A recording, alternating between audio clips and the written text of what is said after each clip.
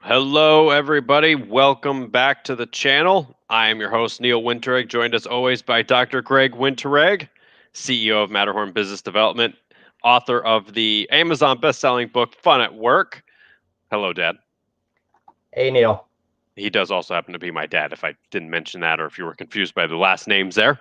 So join us every Monday night for business discussions, business topics. We talk about multiple different things on the live streams. It's all unscripted and just pretty much us doing what we do, which is just coming up with a topic and giving you our thoughts on it.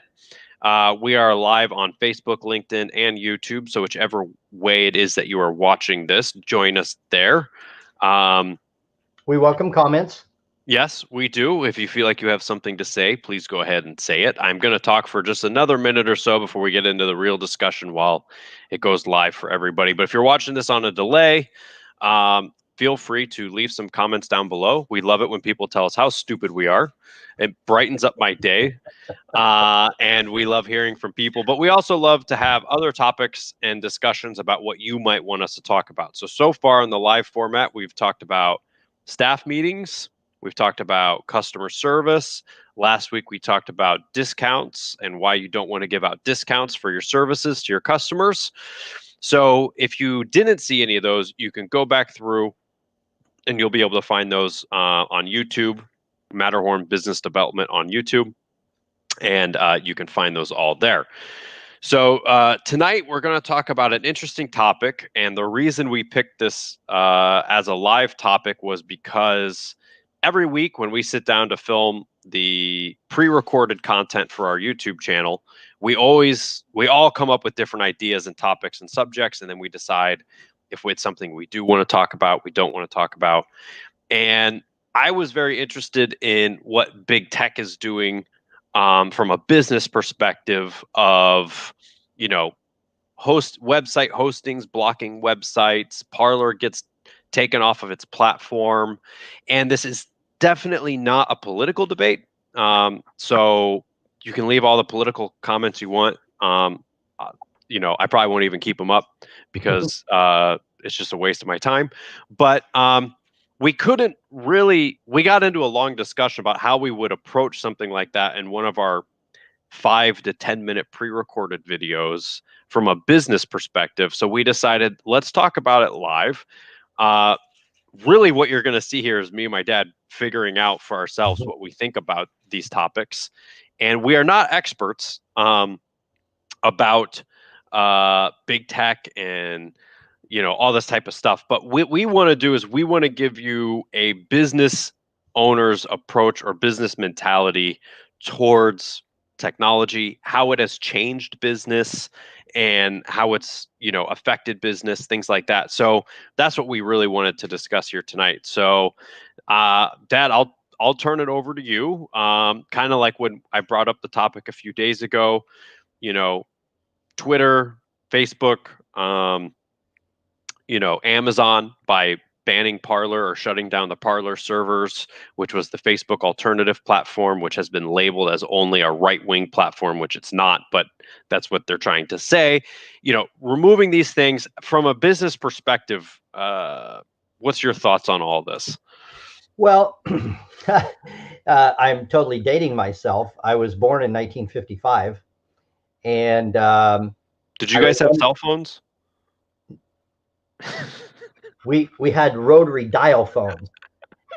Now, it wasn't like Andy and Mayberry where you had to turn the crank and get the operator on the phone. But I remember in 1964, 65, when we went over to a friend's house and we watched the Ponderosa in color. What's the Ponderosa? It was the Bonanza was the name of the series with, what was the actor's name? Michael Landon. But at any rate, technology changes. Technology adds to our life. Technology changes the way that we do business. So I remember in my very first Corvette in 1991, in front of the passenger, where the airbag is now, well, back then the airbags were not mandatory. So that's where I mounted my car phone. Yeah, I remember that. So you could have a portable phone, but you had to have a bag with a battery on it that weighed about the size of your car battery to carry around, and the receiver was like as big as my Yeti, right? So the reason I say that is technology advances change things, but then as technology advances, some old ways of doing business stay in play, and some ways of the old way of doing business must go to the wayside. And so, and pretty much within the realm of Matterhorn, I leave the technology stuff over to you and Abby. But I can surf the internet, and I can save a file, and I can download a file, and that kind of thing.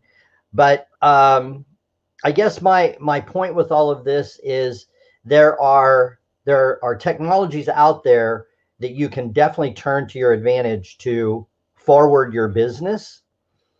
But then always you have to take a look at the other side of it and be prepared for that technology to change. For example, at one time, there were DVDs, and you would go to Blockbuster and you would rent a movie on a DVD. Well, that used to be on a cassette, a video cassette. And then video cassettes went by the wayside, DVDs went by the wayside, and Blockbuster went by the wayside. Yep.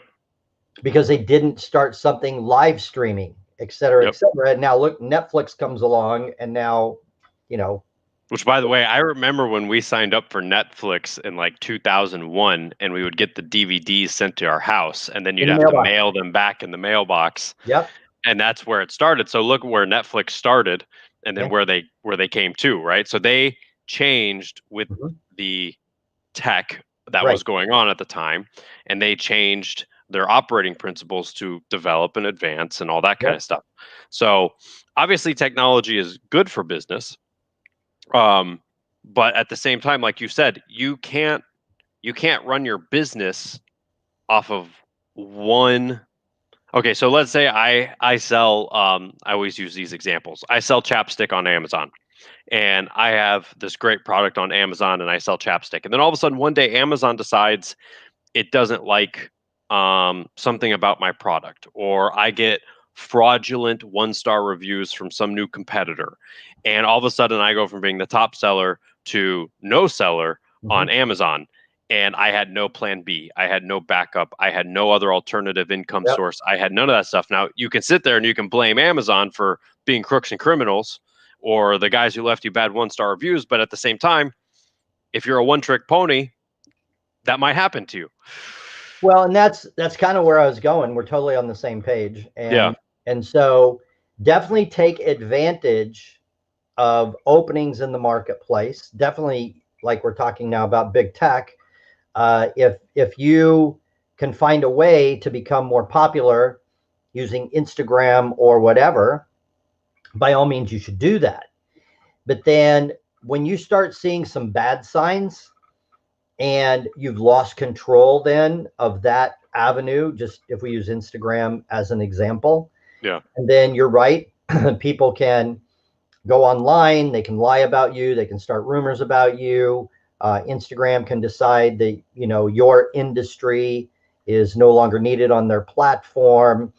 So when you start to see things like that happening there, you need to figure out something to do to maintain control. And so we're all about strategy and action plans here. So a strategy then would be, by all means, keep stepping on the gas with Instagram, expand, but you actually see down the road that could disappear, or just on somebody's whim or decision, you could just lose that avenue of business. Then shame on you for not looking far enough down the road and figuring that out, for not looking far enough down the road and saying, if this happens, that would be bad. So we need to develop another avenue of marketing. We need to develop a way to grab these email addresses or whatever. And so you always have to keep your eyes open and keep looking for other ways to expand. And, you've heard the saying, hope for the best, plan for the worst, or something like that. Well, Right. I say plan for the best and plan for the worst.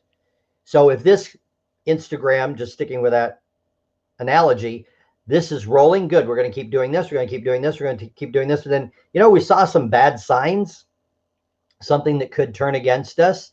So while we're doing that, just as a backup plan, we're also going to start doing this other thing over here. And so I am 100% with you. You can sit back and you can blame somebody else for your demise or for things not going well. It was this stupid 1-star review or whatever. But you always have to sit back and figure out a strategy based on what you can control. Right. Because if you walk around talking about what is out of your control, you had nothing to do with it, and you're going to walk around being a victim of the weather, a victim of competition, a victim of the economy, then that doesn't lead to a solution. Right. So the right approach is not to make excuses when something has gone wrong, and we're using big tech here tonight as the topic. But then the right approach is, well, okay, that went wrong and things are crap right now. What did I not do? How could I have been better prepared? What can I do now? And have those conversations about what you do have control over and how you can cause it. Yeah. Like if we go back to, like, let's say the Amazon example, Mhm. I have a business on Amazon and I make $1 million a year in sales on Amazon. And I have my own website and I make $20,000 a year on my own website. So you go, okay, well, obviously I'm making all my money from Amazon. In that situation, what you should be trying to figure out is, how do I make $1 million on Amazon and $1 million on my website? Yep. Because Amazon's killing it. I do my ads, I boost my my listing up to the top. I'm making great money on it. So why don't I take some of my profit from that and invest it into another resource to go out and make me more money on a different revenue stream in case Amazon does decide that they don't like your chapstick? Yep. Because if they say, hey, your chapstick sucks, or it violates our terms of service, then you're done and you've got nothing set up, and now you've got a garage full of chapstick. And we know that everybody's getting for Christmas and birthday for the next 30 years. Yeah, chapstick. It's old and rotted and nasty. So the point is if you've got one successful avenue through big tech, you've got to come up with another successful avenue or a backup plan to also generate more leads, more revenue, or whatever. I know people who do really well through LinkedIn. You and I know some people who do this. They Yep. generate all their business through LinkedIn and through messaging to people and all that kind of stuff. And they say, oh, look how much money I'm making through LinkedIn and by doing this and signing up new clients. Like, well, that's great. But what happens when LinkedIn says, hey, you can't do that anymore? Right. Instead of having 25,000 connections on LinkedIn, now you can only have 1,000. Yep. Okay, well, now you just lost 24,000 prospects and you didn't have a plan B of how to attract new prospects. So it definitely is one of those things that you need to be thinking with, but obviously that doesn't mean that you need to go out and have 25 different social media profiles. We don't have a TikTok on Matterhorn. I've never downloaded the app or looked at what TikTok is, but it's not necessary for what it is that we do. But for instance, we're streaming on Facebook, LinkedIn, and YouTube right now.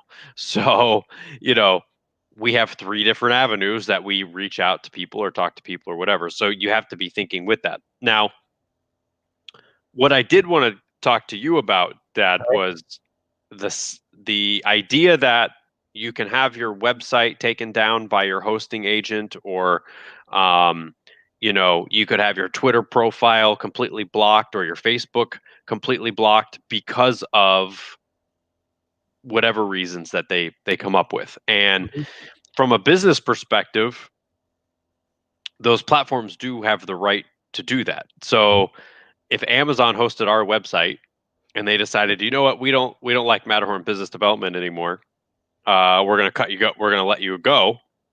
They have the ability to do that, just like we would tell any of our clients, if you have a client you don't want to work with anymore, you get rid of them. Right. Right. Yeah, So, right. you know, from a business perspective, when you look at what these groups, what tech is doing, they are technically allowed to do that.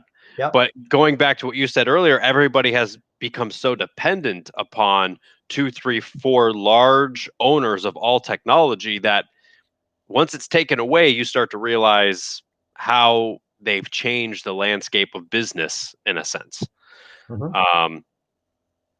Technology changed business from you pay me for a good or service, and then I supply that good or service to you. Now there's a huge middleman into it all. And I was telling you about this the other day, you know, going back to what you're talking about with your DVDs and stuff.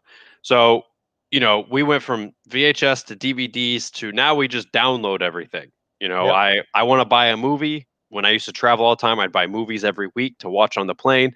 I buy a movie, I download it, and now I can watch, you know, Gladiator whenever I want to. Well, Amazon doesn't think that you own Gladiator just because you bought the movie from them. You're renting it from them. And in reality, even though you bought it. even though you hit purchase, Yeah, that's right. but you see, purchase doesn't mean what it used to mean anymore. Right. And it's really funny when you think about it. I was telling you, so I'm like, well, when I buy Gladiator on a digital platform, I don't own it. If Amazon says we're closing shop tomorrow and they shut down all their servers, I don't own Gladiator. So they're technically correct with that. Right. But they've changed the rules of the business and the rules of how we normally do business so fast that people are just now starting to realize, wait a minute, this is different than it used to be. Right. What do you think about that?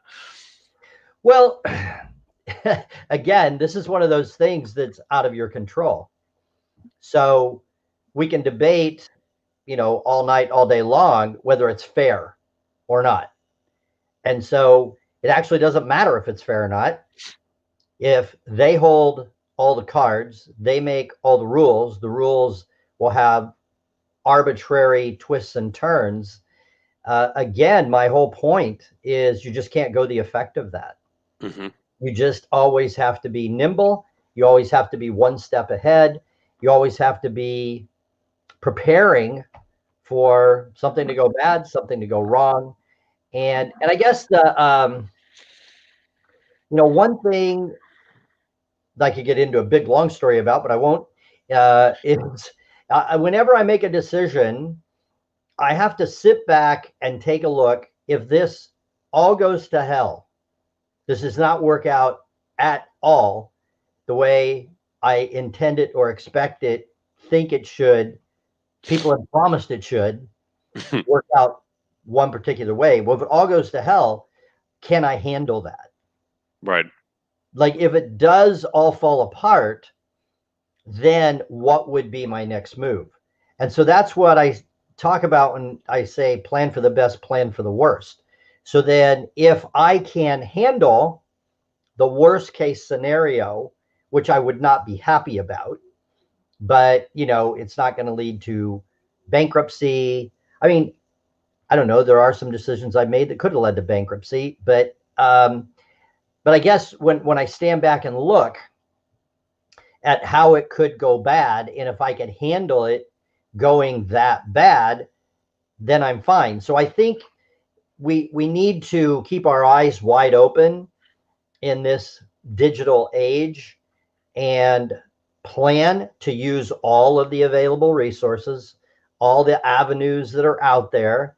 But then, just like you say, people who will not listen to us, who possibly don't care about us, can end up having control and do something that isn't good for us, that is maybe better for them, or it's, I don't know, it's better for more people than us, or whatever it might be. Then we have to be prepared for that. So everybody should be prepared for things to change. And so you can stick your head in the sand and not prepare for things to change. Look at Blockbuster. What was the debate as Netflix was competing with them? What was the debate with the executives and the board members? What was that debate? So now, rather than having to get in your car and go to the store and pick up a DVD at Blockbuster, Netflix is delivering it to the house. Okay, that's a problem. Now, they never changed their model. Well, they did end up changing their model, but literally it was months before they went out of business, where you could finally, Blockbuster would send a DVD to your house. But I guess I'm using that as an example. They completely had zero foresight. Mm-hmm. They had no foresight whatsoever. They did not look down the road and prepare for that. So, and the writing was on the wall for a long time. It was. And they hung on and they hung on. And you remember Blockbuster changed to mailing, but then by the time they were mailing movies, Netflix was already starting streaming movies. I mean, it was like they were so far behind. Right. And shame on the executives there. Shame on the executives at Blockbuster for A, not moving in and buying Netflix, or B, selling to Netflix, or C, figuring out how to compete with Netflix. Shame on them. I don't know if there was ever a purchase. I think Blockbuster is just closed. No, they're done. Yeah, they just closed. They did. But there wasn't a purchase. There wasn't a buyout. I think somebody did a tiny buyout at like the 11th hour. Yeah. A few years ago, and then nothing ever came of it anyway. But see, my point is that's on the leaders. That's on the executives. That's on the CEO. It's on the board members. It's on the director of sales and marketing. That's on them. Another good example. We might be getting slightly off topic, but it's all relevant. Dollar Shave Club. I've talked about Dollar Shave Club, I think, right? I think I talked about them a couple weeks ago. I think you talked. Did you talk about it here on the live stream or on the? I don't remember.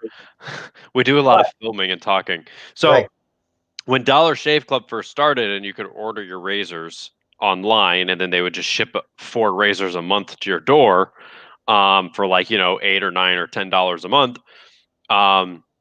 They were nobody in the personal grooming industry. They were nobody. Right.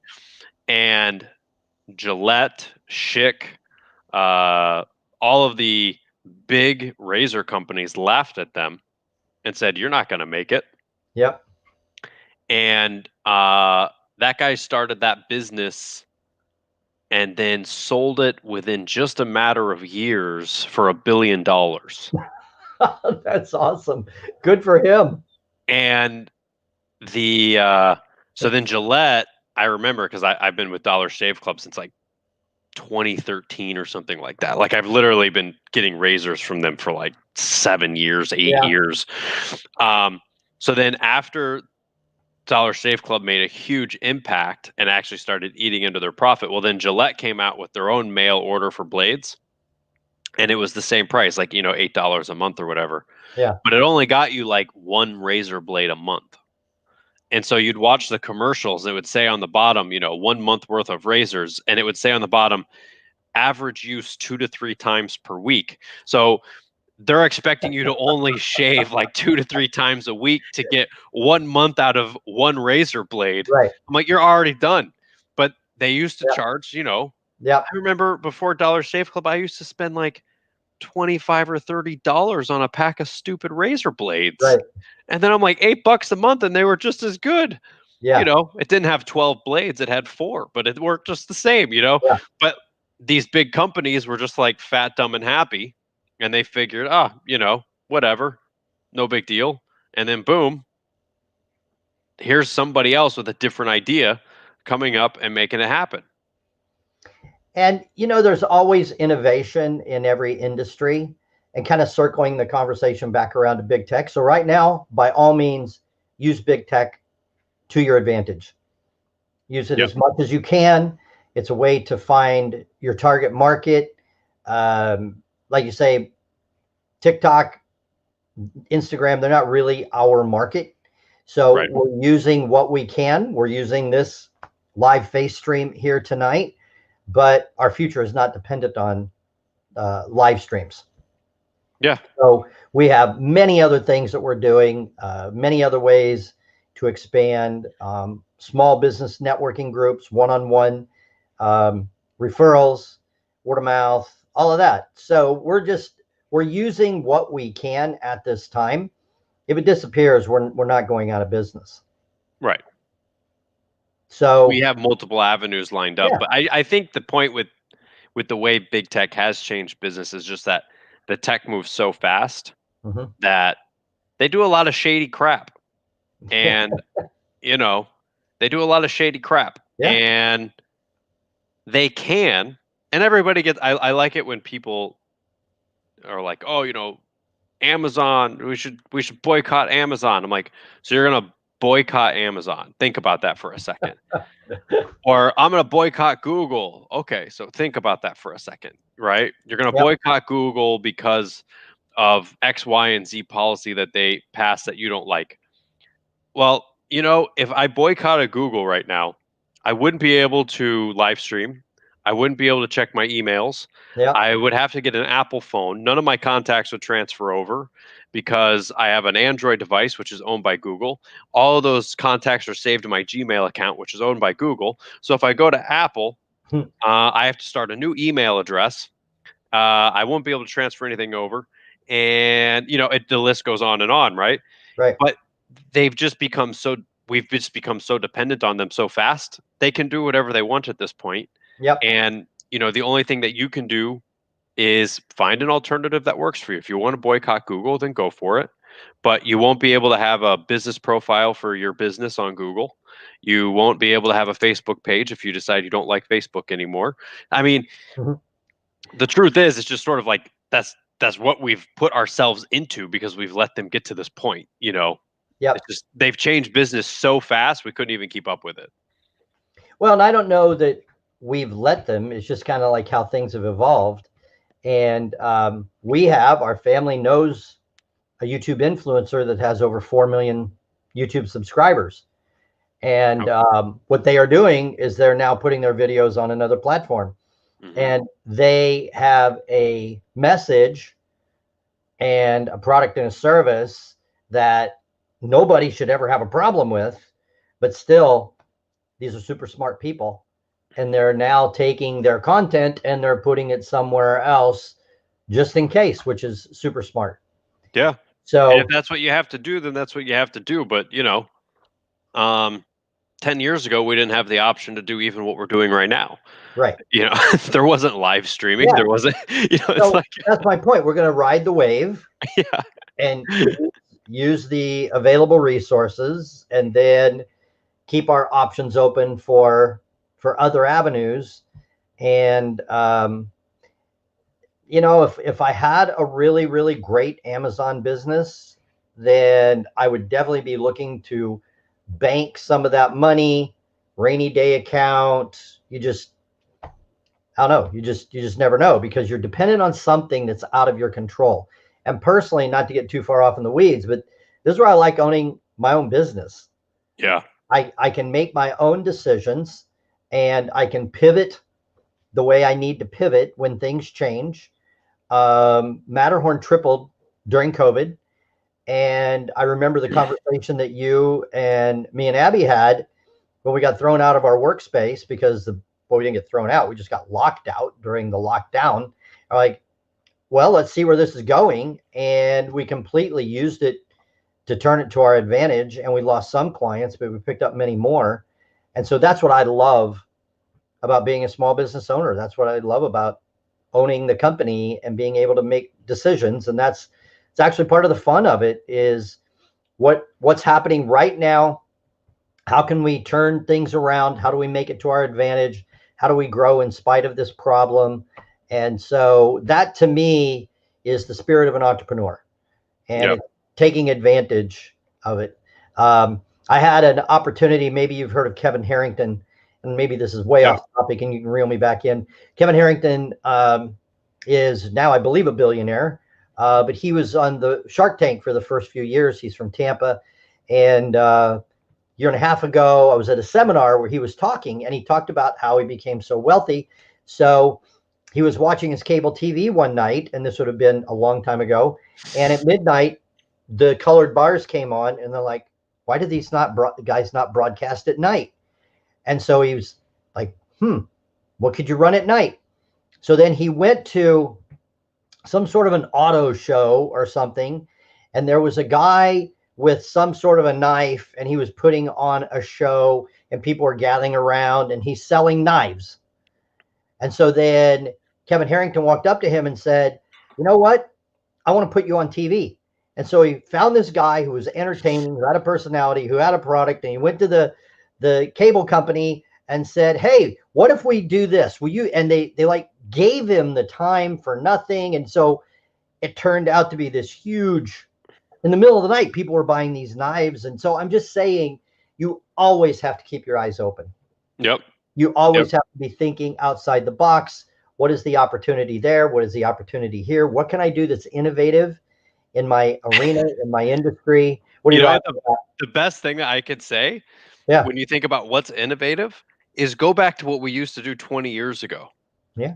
This is like bell bottoms, like bell bottoms came back, like, what was it, 20 years ago? They're whatever it was, direct mail, print advertising, letters, whatever you can do for your business, because honestly, the internet stuff is so saturated, and everybody's all about ClickFunnels. How many people a day ask me about ClickFunnels? And I'm like, yeah, okay, that might help you sell your product, but you're a plumber. You probably don't need a ClickFunnel to, whatever. So it's like, go back to what we used to do before the tech stuff, because the tech stuff is so just overdone all the time that you're going to reach a lot of people. Well, I want to give you an example. So I bought a home in 2006, and I'm a dentist, so I noticed the mail, and I got probably 5 or 6, maybe more, postcards from dentists, direct mail cards. New mover campaigns, exactly. Yep. Looking for a dentist. Hey, welcome to your new home. So that was big back then, direct mail. So in 2018, I sold that house and got another house. You know how many postcards I got? Zero. None. You know why? Because postcards don't work. Well, it's too expensive. And, digital advertising, everybody's doing digital advertising now. It's just like postcards are such old school. They don't work. Well, what are you trying to do to get an impression, right? That's just for your ad to flash in front of somebody's eyes. So if this represents a postcard and it comes to their house, what do they have to do before they throw it away? They have to look at it. Yep. They have to at least read something on it. And if you have the proper message on, or some sort of a trigger point on this side and this side, they at least have to look at that to decide if they're going to throw it away or not. That's an impression. So in fact, aren't we filming on Wednesday about that marketing thing from 1850, where it said that 1885?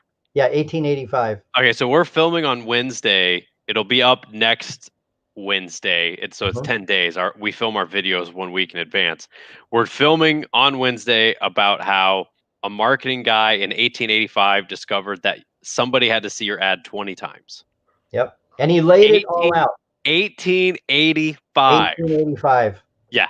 1885. Somebody has to see your ad 20 times before they actually pick up. Well, before they, at that time, they didn't have phones to call you. But that's what I'm saying is, with big tech overwhelming everything, I'm always the guy who wants to go somewhere else. Yeah.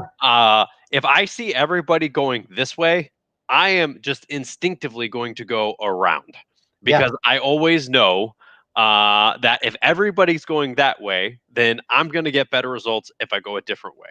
Yeah. And print advertising, new homeowner mover campaigns, all that kind of stuff is huge right now. Well, it's not huge right now because nobody's doing it, but they're all doing it because they're getting force fed all this crap about how if you aren't doing SEO and you're the first thing on Google, nobody's ever going to find you. It's total BS. Right. It is.